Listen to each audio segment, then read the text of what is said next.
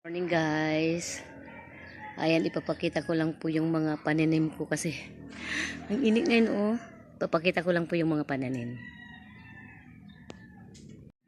Good morning guys. Ito naman po si Miss Lindy Ilocana, ang nagsasabing magandang buhay sa ating lahat. Ayan, meron po akong mga pananim guys na ipapakita po sa inyo. Ayan, ipapakita ko na po. Ito po project ng apo ko. Ako ang nag-aalaga.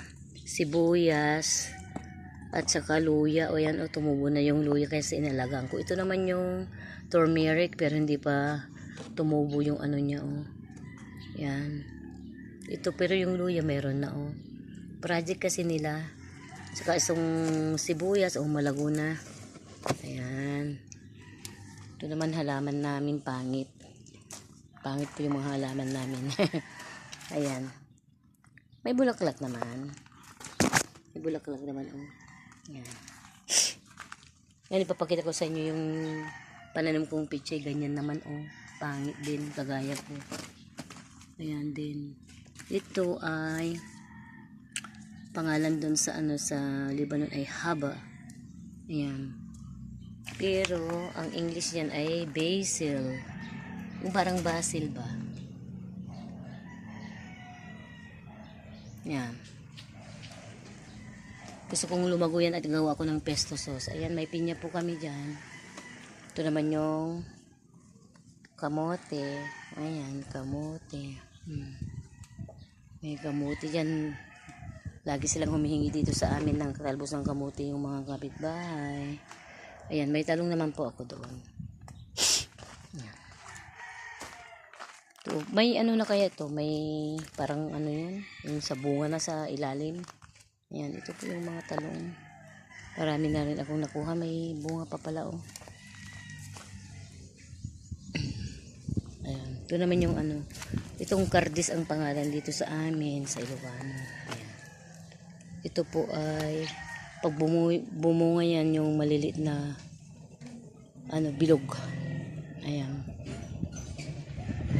Sinasawag niyan namin dito sa pakbet. Ayan, marami, oh.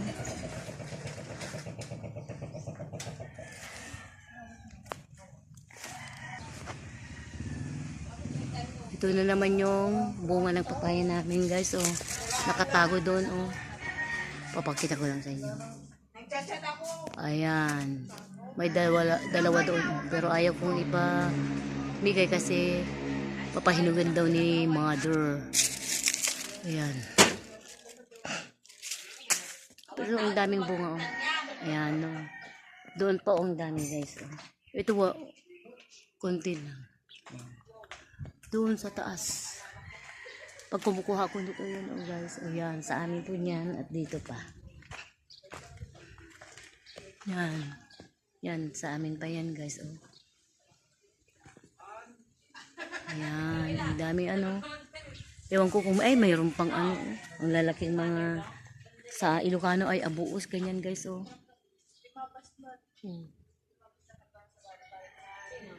Ayan, ang sakit kaya ng kagat niyan, yung malalaking langgam. Po tayo yun, makikita po yung ano, yan, mga talong, may pinya, mga kamote, magdaming talbos ng kamote. Ito pwede ng ano kunin natin yung ano niya sa ano, kasi pag naglilinis ko ito sa ilalim ay lumalabas na yung mga ano niya, parang ano, bunga, pero nasa ilalim ng lupa yan. May pinya rin dito guys. Ito po yung mga kahoy na luluto ko. Ayan guys, hindi ko pa naputol. Ito bigay din, oh. Bigay sa kapitbahay. Sa kapitbahay na. Ayan guys. Yan pong kwartong yan dyan. Diretso po yan. Pag umuulan po ay sobrang parang ano, yung tubig talaga. Nagdidrip siya, mga batya, mga timba. Nilagay ko 5 timba siguro sa kadalawang batya. Papakita ko rin sa ano, sa next sa video ko yun. So kailangan maayos na ito kasi pag umulan na mahirap na. Ayan, oh. Ewan ko kung saan ako kukuha ng pagpagawa ko sa ano, papalitan lang yung yero. Lahat yan pati kahoy na sira na kasi nung umuulan. Ayun. Yan, dito naman tayo sa parte na ito. Diyan naman makikita. Ayan. Ayun po yung papaya. Yan. Ito anong pangalan nito sa Tagalog? Masarap ito pag ano. Ayan. Umuusbong na naman kasi noon natumba nung ano. Yung mga sanga niya naputol kasi nung bagyong uwan. Ayan. Yun yung mga ano niya, oh.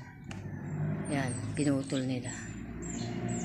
Ayan guys, yan ang update dito sa aming bakuran.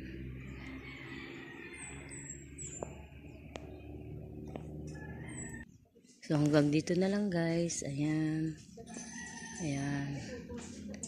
Hanggang dito na lang. Bye bye.